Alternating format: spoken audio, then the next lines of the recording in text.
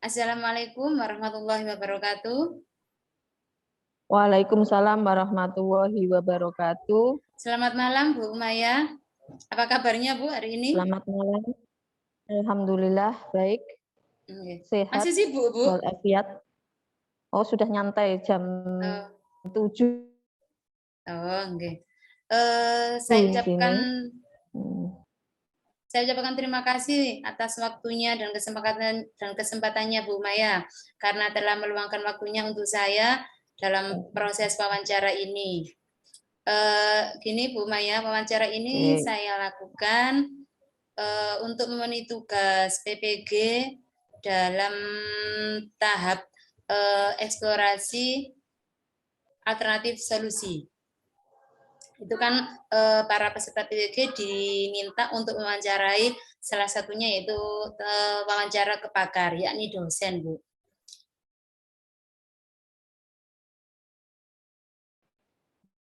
Dengar suara saya, Bu Maya? Dengar. Oke. Sebelumnya ini Bu Maya selaku dosen IPA. Ya, betul. Mohon bantuannya Bu ya dalam wawancara ini. Mungkin langsung kita mulai saja Bu, nggih. Iya, ya bisa. Untuk yang pertanyaan pertama Bu, ketika dalam pembelajaran berdasarkan pengalaman saya sebagai guru IPA khususnya, nggih, itu kan kalau saya amati siswa-siswi itu masih rendah motivasinya dalam pembelajaran, khususnya untuk pembelajaran IPA. Setelah saya runut akar penyebab masalahnya, ternyata model pembelajaran yang saya gunakan atau yang saya pakai di dalam pembelajaran itu kurang menarik dan kurang memotivasi siswa. Bagaimana tanggapan Ibu? Oke, terima kasih. Di dalam proses pembelajaran ada banyak faktor yang mempengaruhi motivasi siswa. Yang salah satunya disebutkan Bu Nurin yaitu model pembelajaran itu merupakan inti. Jadi kita di kelas ketika tidak siap, nah dengan seperangkat model yang akan kita terapkan di kelas, anak jadi bosan. Biasanya guru itu simpelnya langsung pakai metode ceramah konvensional, menulis di papan, ya seperti itu, lebih cepat, semua bisa memperhatikan, tapi anak-anak seringnya bosan, ya kurang menarik, kurang menantang, apalagi kalau siswanya itu sudah SMA, ya itu sudah SMP kelas 9 itu kurang menantang biasanya. Jadi terlalu biasa dan monoton. Iya. Seperti itu Bu Nurin. Nggih. Kalau menurut pendapat Bu Umaya, nggih, model-model apa sajakah sekiranya yang bisa meningkatkan motivasi siswa dalam pembelajaran? Oke, mengingat mapelnya itu IPA, jadi di kehidupan sehari-hari siswa, itu siswa banyak menemui fenomena-fenomena, apalagi kalau di SMP itu masih IPA, masih umum. Jadi kejadian-kejadian itu sangat dekat dengan siswa sebetulnya. Maka beberapa model pembelajaran, yaitu pembelajaran misal kontekstual learning, terus itu dibawa nanti misal ada masalah problem based learning, PBL. Nah, kalau kita menginginkan siswa itu menghasilkan produk, bisa dibawa ke project based learning. Seperti itu Bu Nurin. Nggih. Jadi model pembelajaran yang menurut pendapat Bu Maya, model pembelajaran yang bisa meningkatkan motivasi siswa itu seperti kayak pembelajaran kontekstual, PBL, PJBL, seperti itu Bu Maya, nggih? Ya. Iya. Ada mungkin model pembelajaran lainnya Bu selain itu Bu? Yang cocok untuk IPA. Mungkin di situ juga ada langsung itu yang secara tersirat pembelajaran langsung ramah itu kan sudah termasuk di situ. Jadi include walaupun fase-fasenya tidak disertakan semua, jadi diinkludkan ke yang khusus misal based learning gitu, ya. Oke. Untuk pertanyaan selanjutnya Bu Maya, kira-kira kalau, ketika model yang Ibu sebutkan tadi, bisa menambah motivasi siswa, mungkin apa kelebihan sama kekurangannya model-model tersebut, Bu? Kelebihan dulu ya, biasanya kalau kelebihan dari model-model yang itu siswa itu jadi semangat, termotivasi, jadi pembelajaran itu berpusat pada siswa. Ya, guru itu sebatas hanya sebagai fasilitator. Semua jadi siswa itu menemukan permasalahannya sendiri, siswa juga dibimbing, kita hanya sifatnya membimbing, menemukan jawabannya. Jadi pola pikir siswa itu sudah terbentuk. Nah, kita hanya sebagai fasilitator, mungkin nanti membimbing dalam proses. Kalau proyek ya merencanakan bagaimana mulainya, bagaimana langkah-langkahnya. Kalau di IPA itu kan saintis, jadi langkah-langkah. Nah, itu perlu sekali. Jadi melatih siswa mandiri itu yang paling menonjol, menemukan jawaban permasalahan mandiri, merancang juga mandiri, dekat dengan kehidupan sehari-hari juga itu akan lebih membantu siswa. Iya. Kalau kekurangannya,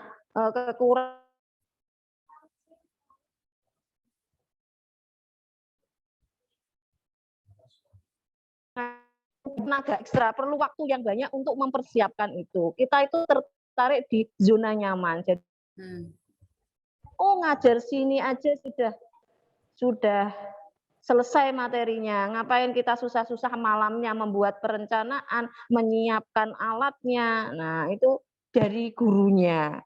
Nah, kelemahannya itu dari gurunya, dan mungkin kalau dari siswanya itu waktunya, kita perlu waktu yang lebih dari biasanya. Karena IPA itu runtutan materinya terlalu banyak mungkin, jadi kita memerlukan waktu melebihi target yang disediakan oleh kurikulum. Itu kelemahannya hanya sifatnya teknis. Oh ya. Oke. Untuk pembelajaran yang PJBL, Bu, sama apa tadi?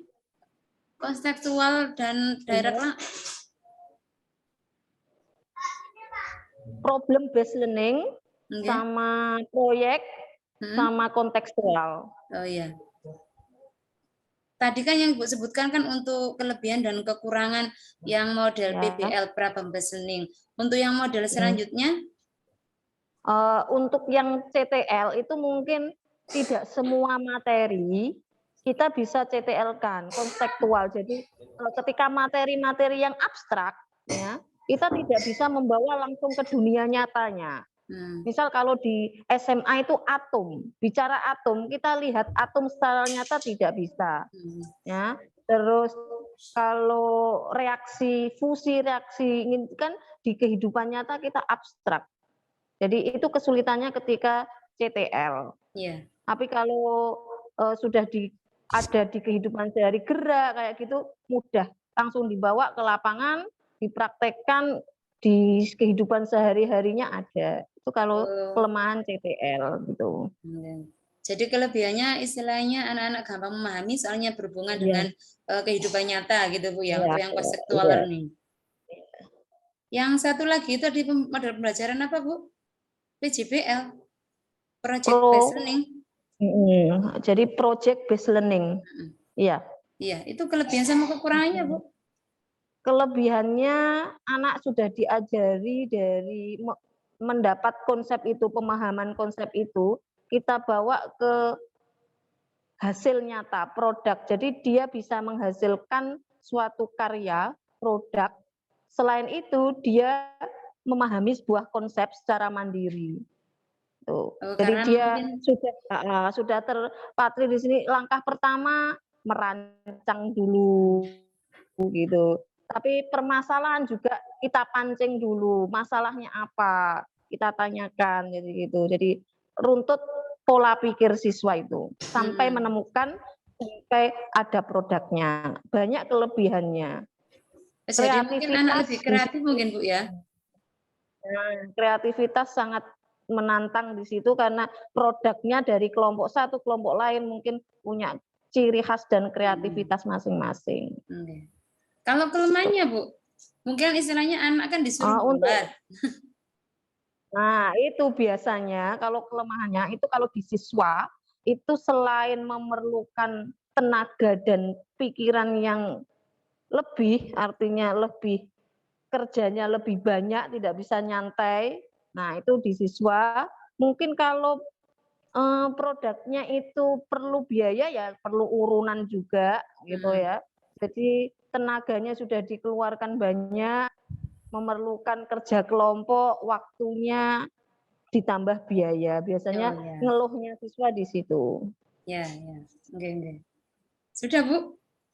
Sampun? Oh, oke. Sudah? Untuk pertanyaan selanjutnya, mungkin salah satu penyebab motivasi siswa itu kurang kan mungkin dari media juga, Bu, ya? Bisa ya?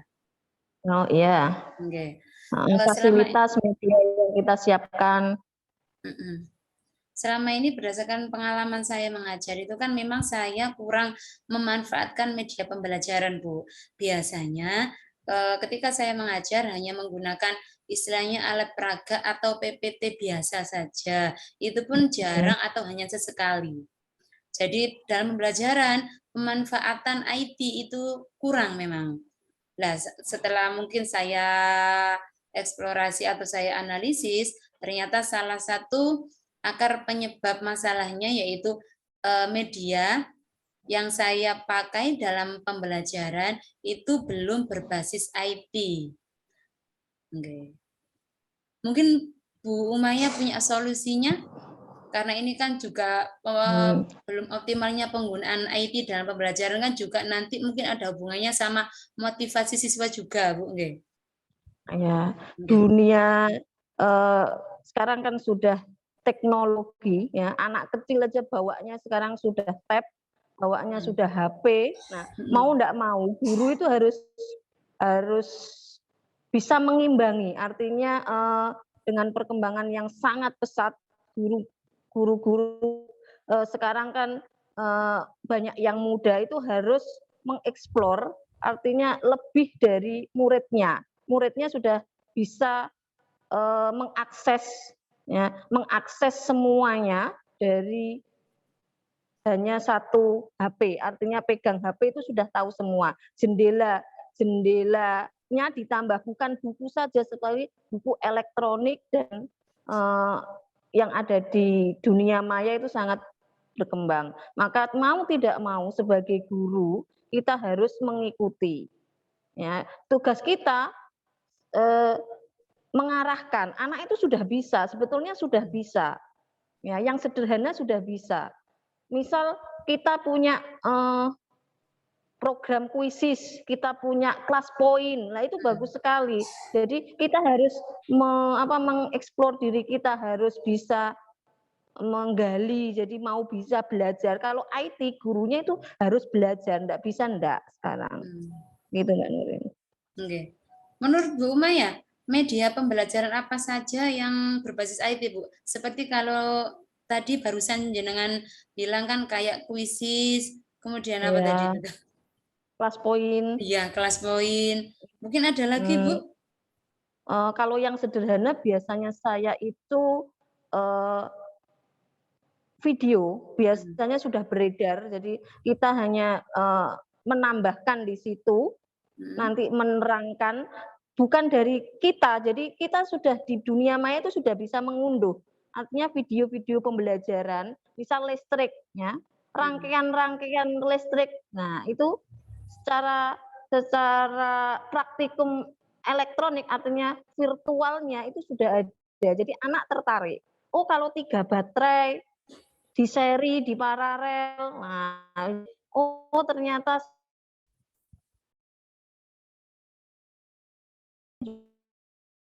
terus PowerPoint yang paling sederhana ya kita buat PowerPoint. Tapi jadi ditinggal tidur, ditinggal mau lihat gini, nah kelihatan diam tapi ngelamun, itu banyak sekali kendala di PowerPoint. Jadi lebih enak kayak video, film gitu, lebih lebih tertarik siswa. Oh, jadi kalau menurut Mhm. pengalaman Bu Maya, kayak apa namanya, video pembelajaran, Iya, terus itu heeh. kan lebih menarik bagi siswa Bu ya, kan daripada Iya PPT iya biasa iya. yang siswa hanya Iya, disuruh heeh. nonton. Mungkin juga durasi Mhm, waktunya iya. kalau terlalu lama siswa juga akan bosan Bu, nggih? Mhm. Eh, Nggih. iya. Jadi harus bervariasi. Ketika elektronik itu hanya PPT, saya yakin setiap hari anak akan bosan. Mhm, Ya, ya, dibawa ke lab itu juga perlu. Lab nyata, lab virtual itu juga perlu. mhm, nggih. Iya. Eee, terus, ini lagi Bu Maya, balik lagi tentang model pembelajaran sama juga media pembelajaran. Berdasarkan pengalaman Bu Umayyah selama mengajar, baik sebagai guru ataupun sebagai dosen, itu memang untuk yang model tadi Bu ya, kayak PBL, Mhm. PJBL sama apa tadi pembelajaran konseptual, Konteks itu memang bisa meningkatkan motivasi Bu, nggih?